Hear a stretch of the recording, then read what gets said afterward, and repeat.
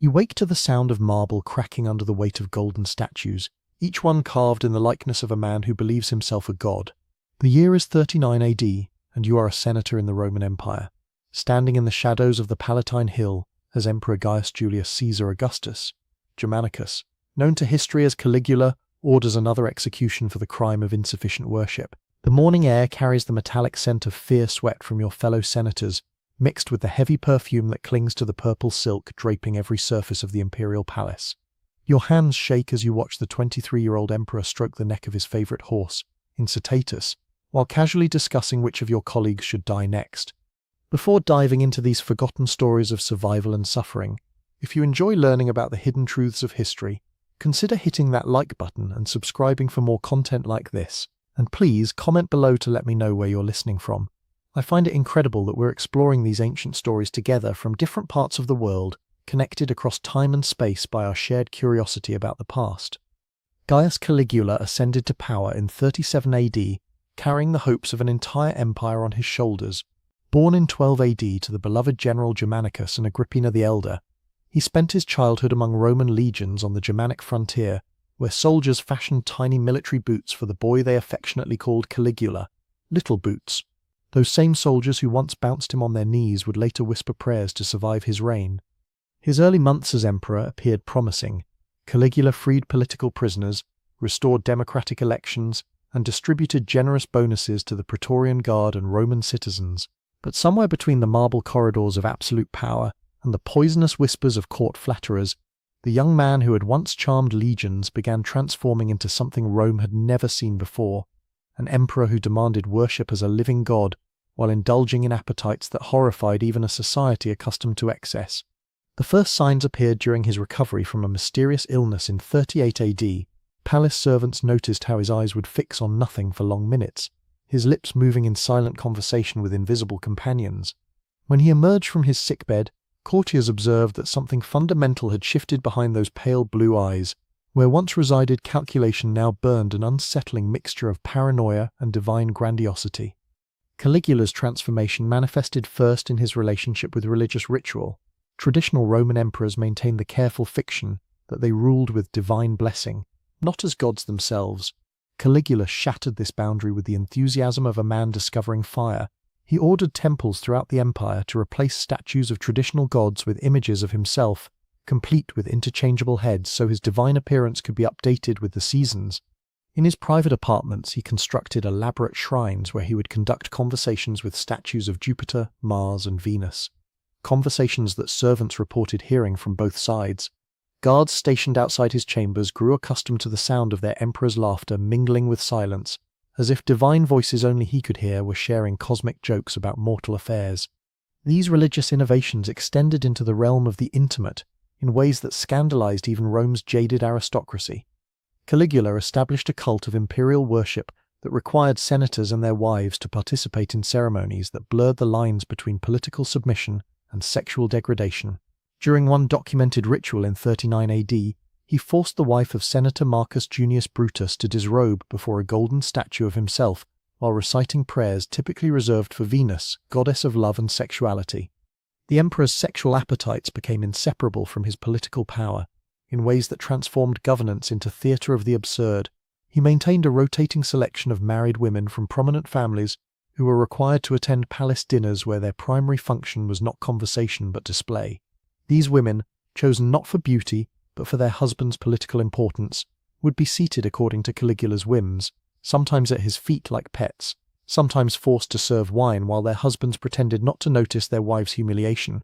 Marcus Lepidus, married to Caligula's sister Drusilla, found himself in the peculiar position of watching his emperor brother-in-law publicly fondle his wife during state dinners while simultaneously discussing tax policy and military campaigns. Roman historians recorded that Lepidus would maintain fixed eye contact with whoever was speaking about grain imports or Germanic tribal movements, his jaw muscles working like a man chewing leather, while his wife gasped and moaned at the emperor's touch mere feet away. These dinner performances served multiple purposes in Caligula's psychological landscape. They demonstrated his absolute power over Rome's most powerful families, while simultaneously fulfilling his apparent need for an audience during his most intimate moments. The emperor seemed incapable of experiencing pleasure without witnesses to his dominance, transforming every sexual encounter into a public assertion of imperial authority. His relationship with his sisters transcended even these boundaries. Roman sources, particularly Suetonius and Cassius Dio, documented that Caligula maintained incestuous relationships with all three of his sisters, Agrippina, Drusilla, and Julia Livilla, but reserved his most intense devotion for Drusilla. When she died in 38 AD, possibly from fever, though some whispered of poison, Caligula's grief manifested in ways that shocked even a culture familiar with imperial excess. He declared Drusilla a goddess and established a cult in her honor, complete with temples and priests. But his mourning rituals extended far beyond traditional deification. Palace servants reported finding the emperor in Drusilla's former chambers, engaging in elaborate conversations with her clothing, her jewelry, even her cosmetics. He would spend hours arranging and rearranging her belongings while describing his daily activities to these inanimate objects as if she could hear and respond. More disturbing were the reports of Caligula's interactions with Drusilla's body before her funeral. Multiple sources, though writing decades later, claim that the emperor delayed her burial for days while conducting private ceremonies in her presence that combined elements of religious ritual with what can only be described as necrophilic worship. He allegedly anointed her corpse with expensive oils while reciting love poetry and political plans, treating her death as merely another transformation in their relationship rather than its end. These intimate rituals with the dead extended to his treatment of executed enemies. When Caligula ordered the death of political rivals, he frequently insisted on personal involvement in their final moments that went far beyond traditional execution protocols. He would require condemned prisoners to be brought to private chambers where he could observe and participate in their deaths while in various states of undress, combining the ultimate expression of imperial power, the right to kill, with sexual arousal. One particularly documented case involved Senator Gnaeus Piso, accused of conspiracy in 40 AD. Rather than the traditional beheading or forced suicide typically accorded to members of the senatorial class, Caligula ordered Piso brought to his private bathhouse. There, surrounded by steam and the echoing acoustics of marble walls, the emperor personally tortured Piso while wearing nothing but gold jewelry and a crown of laurel leaves. Witnesses described how Caligula would alternate between inflicting pain and pleasuring himself, as if the senator's suffering and his own arousal were components of the same ritual. The emperor's fascination with death as an intimate experience extended to his treatment of gladiators and arena spectacles. Traditional emperors might attend gladiatorial games as political theatre, demonstrating their power through the control of life and death. Caligula transformed these public spectacles into extensions of his private appetites. He would order specific gladiators brought to his private viewing box during combat, requiring them to fight while he masturbated mere feet away, their blood and sweat mingling with his sexual excitement. His most notorious arena innovation involved the systematic humiliation of Rome's aristocratic women through forced participation in gladiatorial combat. Unlike the professional female gladiators who occasionally fought in the arena, these were wives and daughters of senators compelled to fight against professional opponents while wearing minimal armor that emphasized their vulnerability and exposed flesh. Caligula would position himself at the arena's edge during these contests, close enough to hear their breathing and see the terror in their eyes as they faced trained killers. The emperor's collection of intimate rituals expanded to include elaborate ceremonies centered around his horse, Incitatus. While history remembers the story of Caligula threatening to make his horse a consul, the reality of his relationship with the animal was far more complex and disturbing. Palace servants reported regular marriage ceremonies between the emperor and Incitatus, complete with exchanged vows and wedding feasts where the horse would be hand-fed delicacies, while Caligula delivered speeches about their eternal love. These ceremonies typically concluded with Caligula engaging in sexual acts in the horse's presence, apparently believing that Incitatus served as witness to his divine virility. The emperor constructed elaborate sleeping quarters next to the horse's stable, where he would spend nights curled against the animal while discussing state secrets and personal fears that he trusted to no human confidant. The psychological foundation underlying these behaviors reveals itself through examination of Caligula's childhood trauma and the impossible pressures of imperial power. His father Germanicus died under suspicious circumstances when Caligula was 7 years old, possibly poisoned by rivals of Emperor Tiberius. His mother Agrippina the Elder spent years in exile and eventual imprisonment, leaving young Gaius to navigate the treacherous politics of the imperial court without family protection. Tiberius, who raised Caligula after his parents' deaths, was himself a deeply troubled ruler who spent his final years in self-imposed exile on the island of Capri, surrounded by rumors of sexual perversion and cruelty. The adolescent Caligula witnessed and possibly participated in Tiberius's legendary debaucheries, including the emperor's reported fondness for using children as sexual playthings during elaborate dinner parties that combined fine dining with systematic abuse. Under Tiberius's tutelage, Caligula learned that absolute power meant absolute freedom from moral constraints. The older emperor allegedly encouraged his heirs' developing appetites, viewing them as natural expressions of imperial authority. Servants from this period reported observing teenage Caligula practicing speeches while young slaves were tortured for his entertainment, learning to associate power with the infliction of suffering and the witnessing of degradation. When Caligula assumed power at age 24, he inherited not only the vast machinery of Roman government, but also a court culture that had spent decades normalizing the association between political authority and sexual domination. His innovations built upon foundations laid by predecessors, but with an intensity and creativity that suggested genuine psychological compulsion rather than mere political calculation. His marriage to Caesonia in 39 AD provided the most sustained glimpse into Caligula's intimate psychology. Unlike his previous 3 marriages, which had been brief political arrangements, his relationship with Caesonia lasted until his assassination in 41 AD. She was neither particularly beautiful nor well-connected, leading historians to speculate about the nature of their bond. Contemporary accounts describe Caesonia as unusually willing to participate in and encourage Caligula's most extreme behaviors.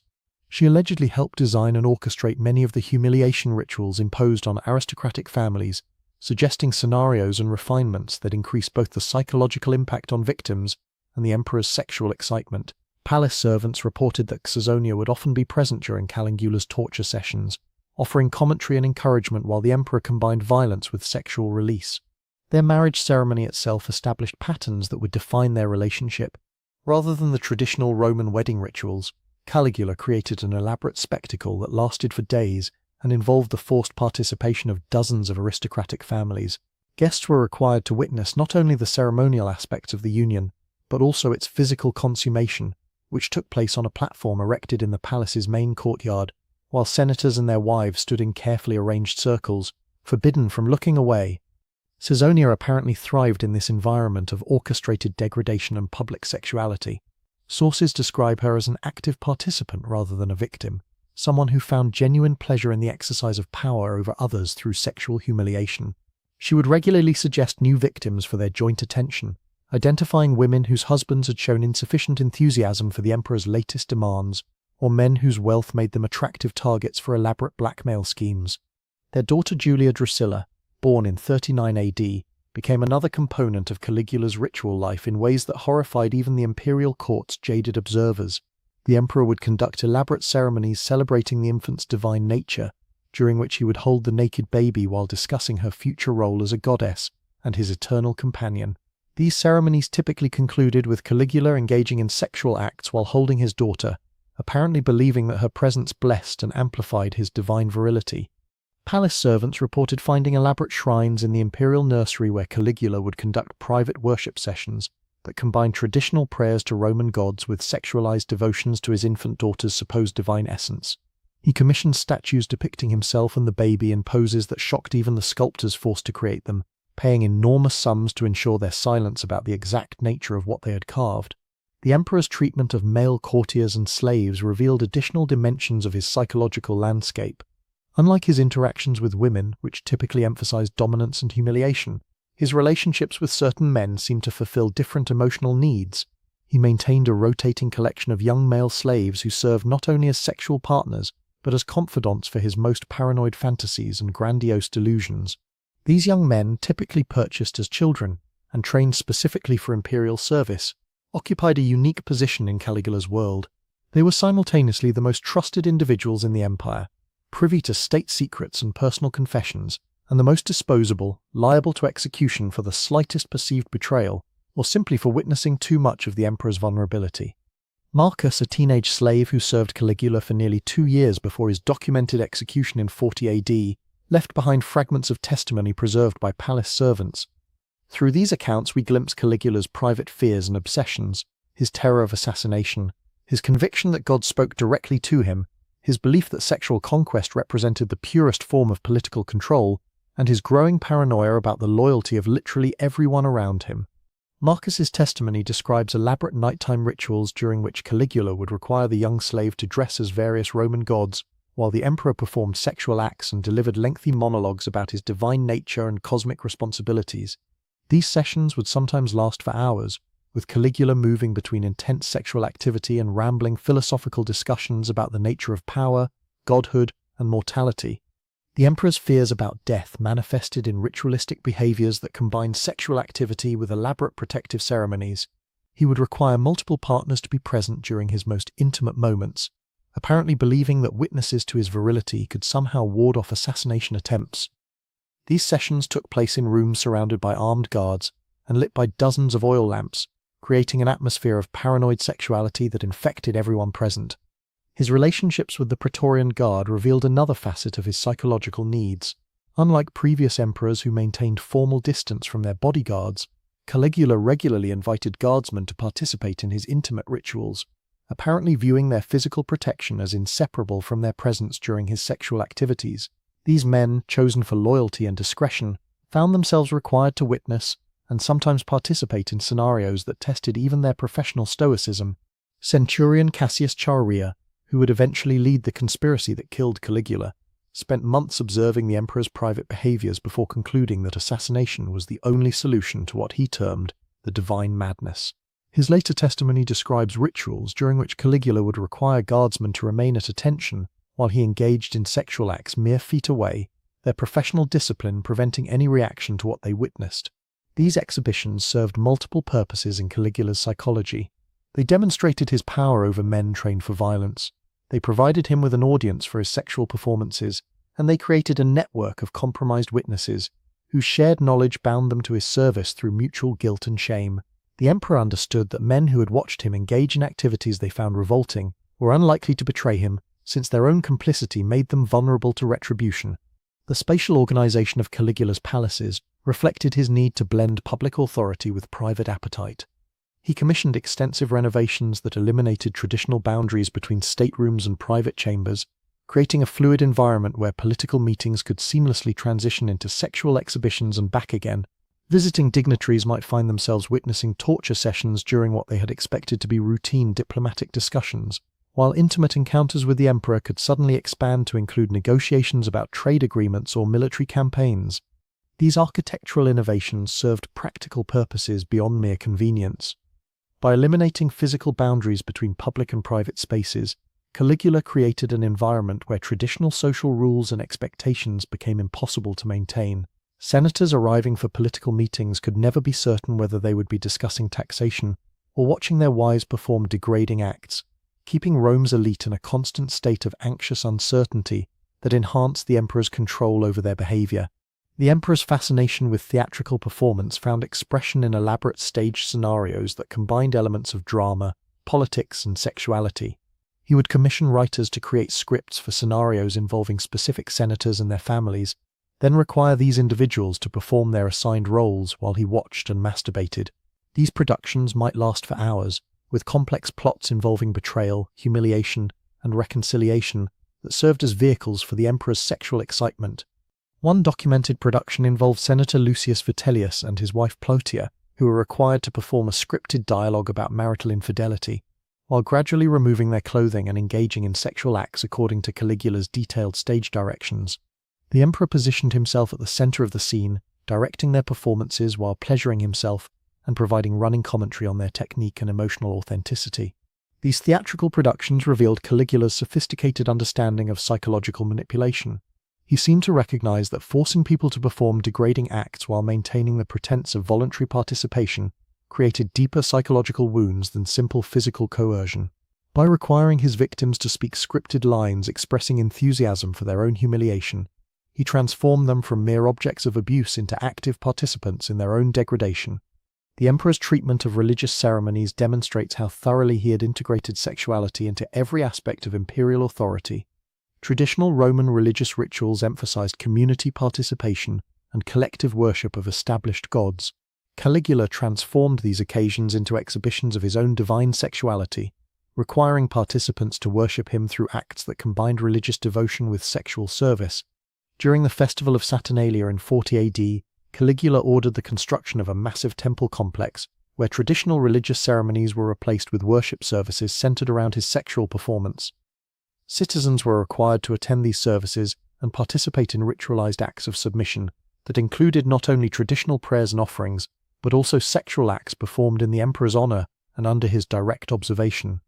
These religious innovations reflected Caligula's apparent belief that sexuality represented the purest form of divine power.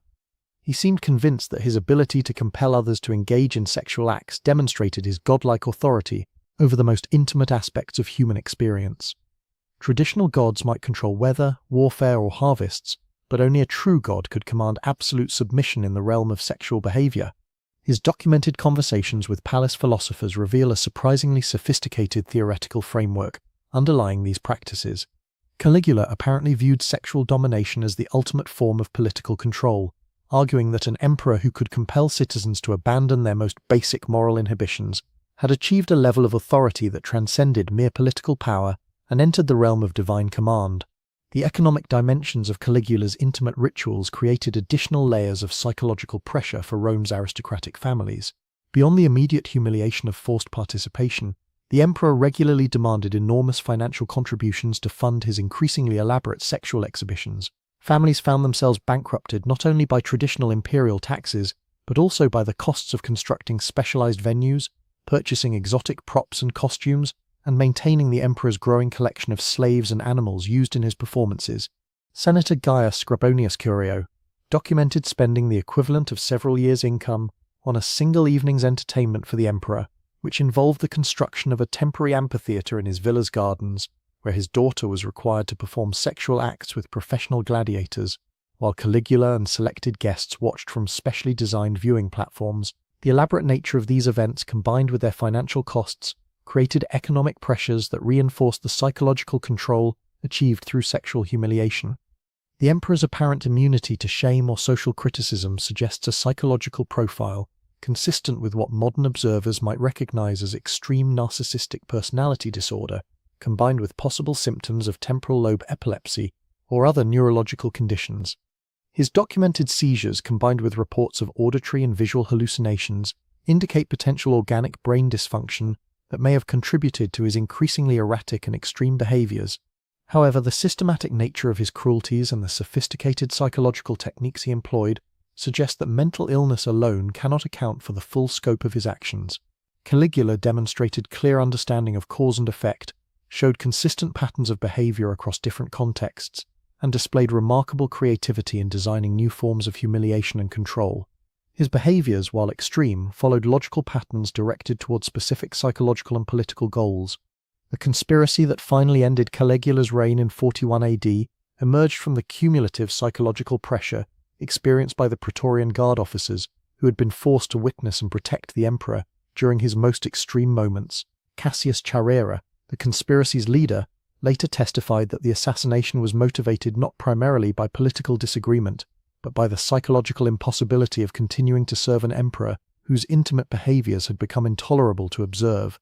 The final attack occurred in a narrow underground passage connecting the imperial palace to the theatre, a location chosen specifically because it would allow the conspirators to kill Caligula away from the witnesses who had become integral to his sense of power and security.